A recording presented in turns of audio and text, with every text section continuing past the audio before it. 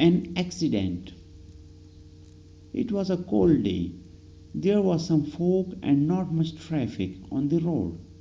I was standing in the balcony of my house. Suddenly, I heard a loud noise. The driver of a car lost his balance at a turn. He crashed into an electric pole. I rushed for the rescue. Many other people also came running. The driver was badly hurt. We helped him to come out of the car. He had received a big cut on the forehead. He was profusely bleeding. Soon he was carried away in a taxi to the hospital. The driver was the only person in the car. The car was badly smashed. A pool of blood had collected on the road. After some time, a team of traffic police came. They cleared away the crowd.